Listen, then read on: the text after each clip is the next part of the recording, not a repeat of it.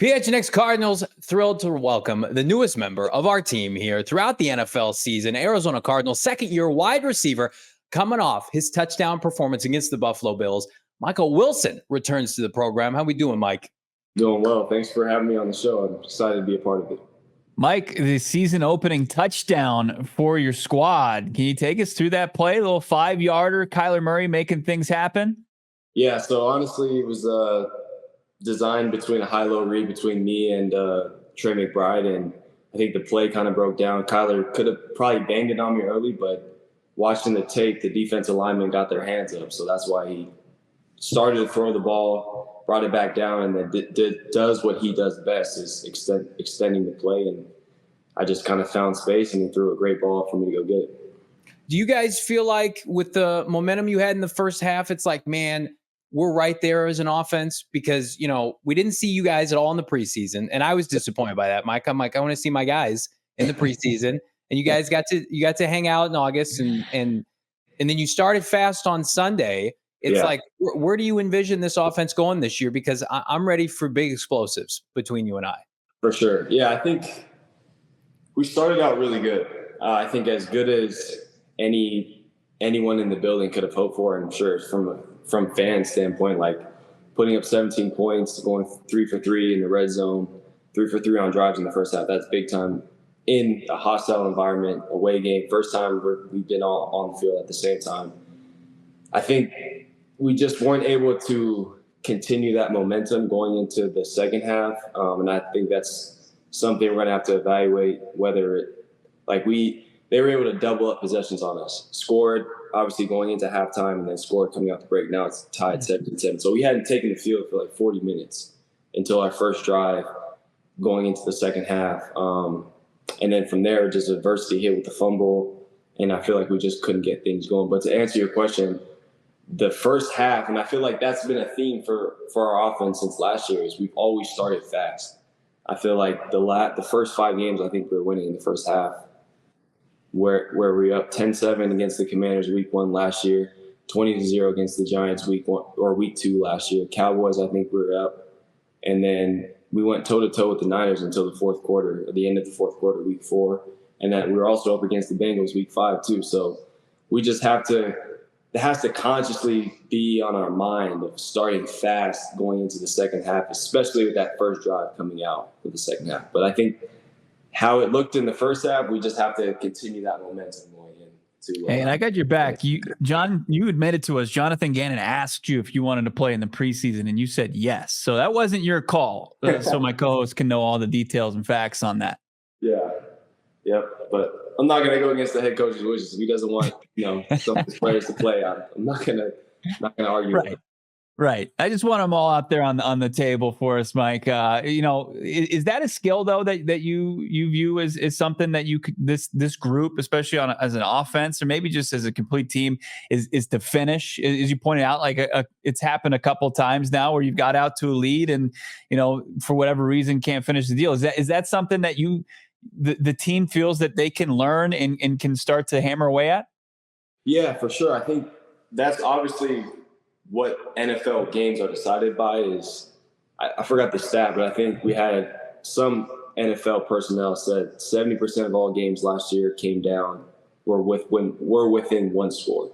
And so knowing that it's either the offense is going to be in a 4-minute situation and is going to have to end the ball with the game or end the game with the ball, or we're going to have to go down and score, or defense is going to have to get stopped late in the game. And so finishing on both sides is going to be at an emphasis for us if we want to be a playoff team, because statistically it shows that you're going to have to win the game at the end of the game, and it's going to come down to the wire. So I think that's definitely going to be on our mind going through week to week to week to week, and we just have to make sure we're on it if we're in that situation come this Sunday. Mike, do you have the rapport with K1? I'll include Marvin in this as well, where it's like end of the game, let's get our playmakers the ball. Let's stretch the field. Let's go vertical. Let's start fast, right? Because there always seems to be a very conservative effort to lean on the run early in games. Then, falling behind in the fourth quarter, things have to change a little bit with where the game dictates that. But do you feel like you can go back to the huddle now in your team and be like, hey, I want the football. Let's go. It's fourth quarter. Yeah, for sure. I mean, I think that's what Buffalo's defensive identity is they want to play, cover 3, cover 4, cover 2, play deep, and then rally to the football. And that's what they've been for the last couple of years is they don't want to give up explosive passes. And so they want to keep everything in front. And we hardly got any man coverage. And a lot of times with Marvin, they essentially played cloud coverage. So they had a corner playing underneath and then a safety playing over top. So that takes away a lot of deep balls and route opportunities for Marvin as it is.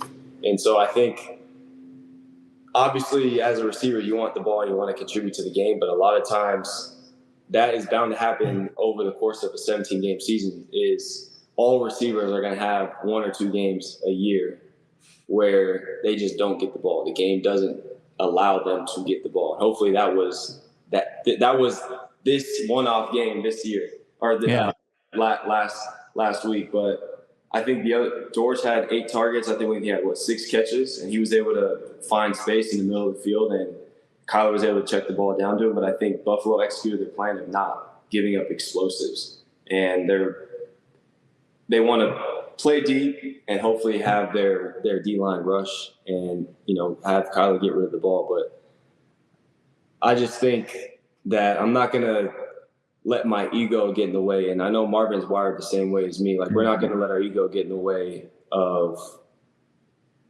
being selfish and making a big deal about not getting the ball a lot. It's just one game. And I think our offense was doing great without us touching the ball as it is anyway. And like I said, and I've said numerous times throughout the offseason, now that going into this game, it might be a game where they play a lot of man coverage and Marvin might get 10 targets this game. I might get 6 targets.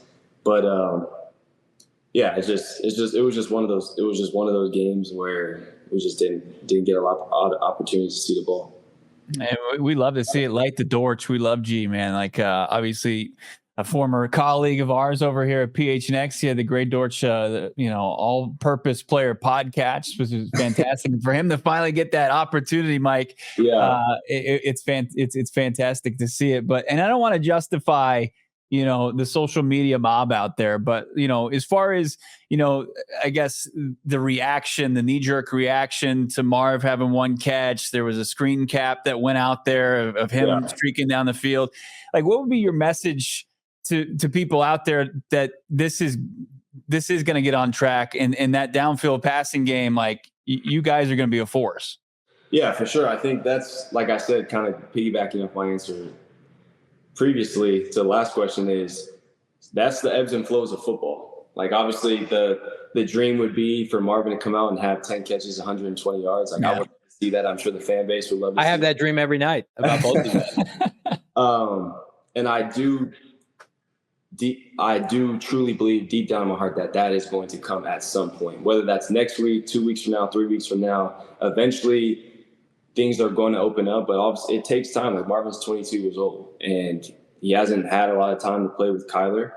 And I think when we do get in situations where a team is more willing to play man coverage and Marvin's able to see the ball more, like, he's going to make plays on the ball. You don't win the Blitnikoff and get drafted 4th overall without having elite traits, elite ball skills, and all those things.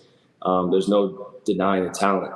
It's just going to take time. Like, it's just, like I keep saying, if you look at every receiver, every number 1 receiver, if you look at their game log of stats, they're bound to have 1 or 2 games a year where they just don't get the ball, whether that's their fault, quarterback's fault, the game's fault. Just sometimes that's the way it goes as a receiver. Is a lot has to happen for you to get the ball. So I'm not overreacting at all because Marvin and myself have the talent to be the receivers that I think I can be, he thinks he can be, and obviously the fan base thinks he can be. We just have to keep doubling down and working. And I think it's honestly a good experience for me, for him, is because the way he's wired is no one's going to put more pressure on him than he is himself. Like, he knows when he plays well.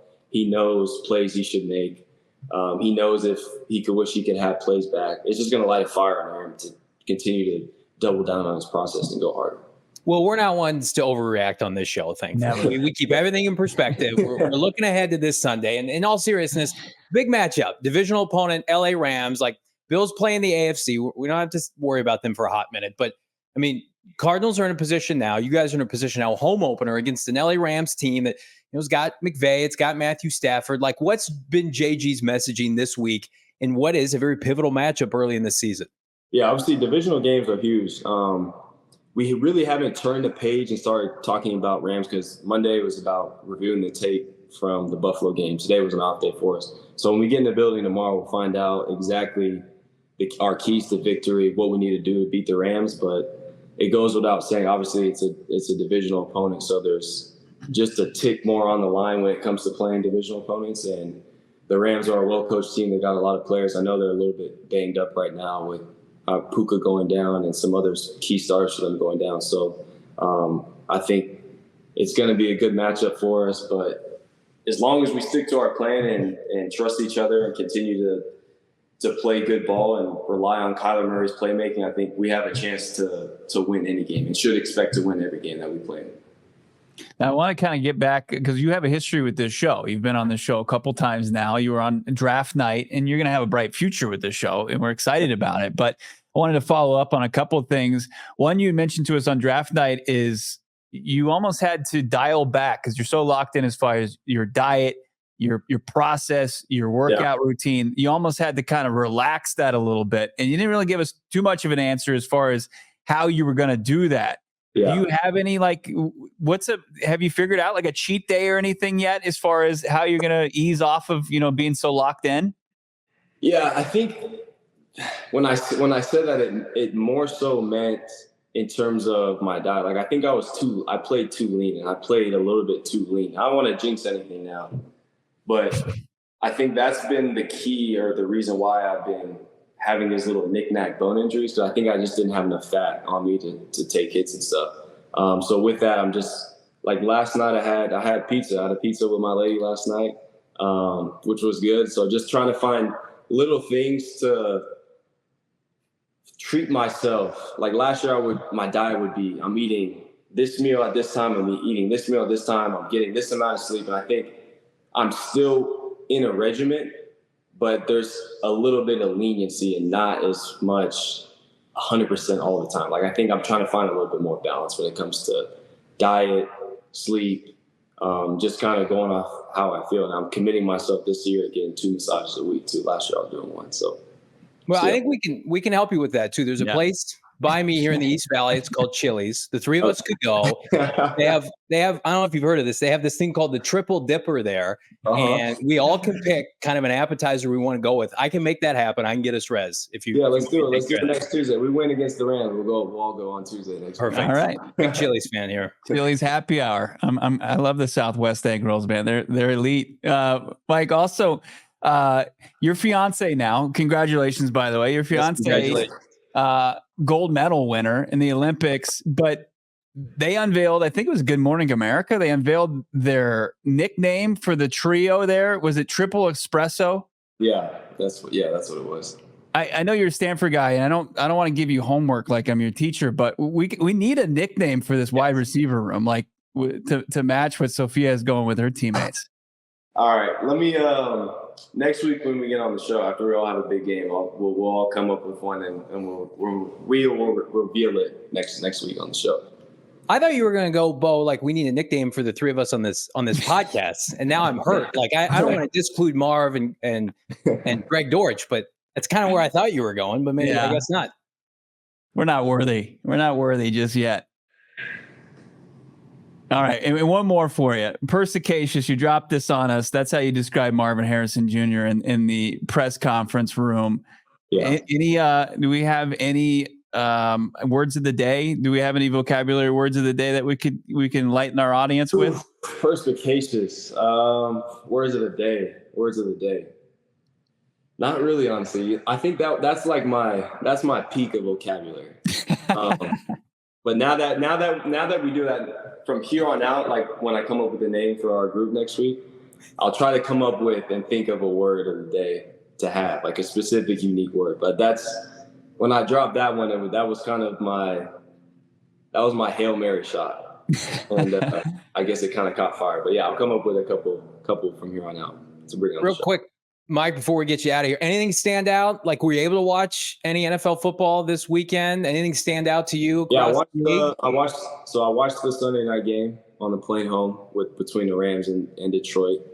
And then I was able to watch a lot of the game last night between the Giants. The Jets and the Niners. Going back to what we were all talking about, speaking specific about Amon-Ra, who's a good friend of mine, he also didn't have, a ton of targets, ton of catches in that game either. So, and he was a guy that had 1,500 yards yesterday. Yeah. But I think the product of the NFL I feel like every year it just keeps getting more exciting, more competitive. I feel like most games were just tight. And also I saw this one stat on Twitter. There was like this was one of the years where they had the least amount of receiving touchdowns since 2019 had like 65, and I think there was less than 40 receiving touchdowns, which was one of the lows in the last 6 years, I thought that was an interesting stat. Yeah, it is. It's fascinating. Yeah. I mean, we're seeing like the big plays downfield just each and every year just decline. Yeah, and that's a credit to the defenses. Just keyed in on concepts, and because I think for the most part, most offenses run the same. They run similar schemes, right? They might dress it up differently here and there, but like a lot of times if you get a far cross concept, then you'll have a dig coming behind it with a post on the front side. Like they might dress it up with motions, with personnel. It might look a little bit differently, but on that concept, like the throwing spots are all going to be the same. And so I think defenses are just doing a really good job of staying disciplined and D coordinators are just doing really good at studying personnel, studying coordinators and stuff. They're too damn talented out there. We need more big plays in our life across the United States. We just want it back in our lives. But we got our big time playmaker now on PHNX Cardinals. His name is Michael Wilson. And he's already got a tutty on his stat line for the season, and hopefully a couple more of those against the LA Rams this Sunday in front of the Red Sea at State Farm Stadium. Mike, we are so pumped to have you on the show. Thank you so much for your tremendous insight today and going forward, my man. Yeah, thank you guys. Appreciate you. We all silly like the mayor.